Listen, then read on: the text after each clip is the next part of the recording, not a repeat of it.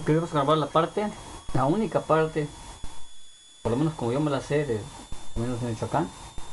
Esta es la introducción, la parte en el medio y todo eso es al gusto que ustedes le quieran poner, el adorno que ustedes le quieran poner. Por lo menos yo sí me la sé, y la voy a pasar y a ver si les sirve. A veces normal, después se las hago lenta para que la aprendan.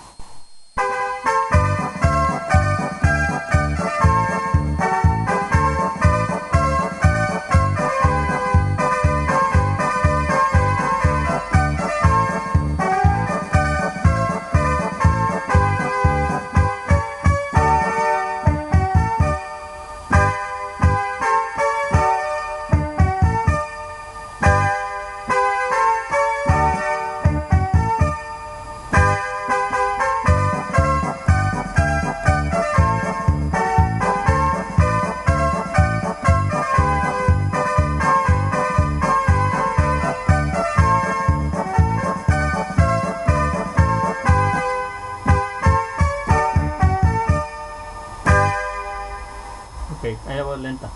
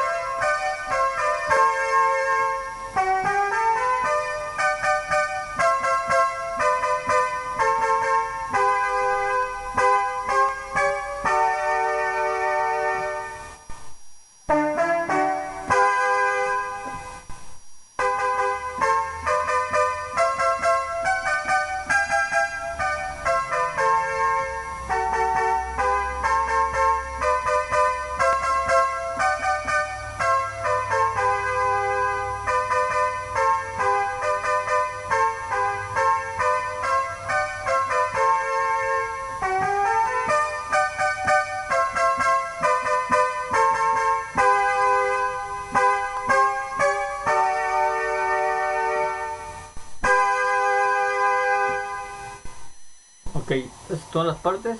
Bueno, por lo menos si me las sé yo la introducción. Y lo demás es a gusto, capela y todo lo que usted, depende de lo que ustedes toquen y lo que quieran ponerle. Las partes cantadas, la parte entre letra y letra, ¿vale? Entre las partes del espacio. Bueno, pues los dejo. Nos vemos la próxima.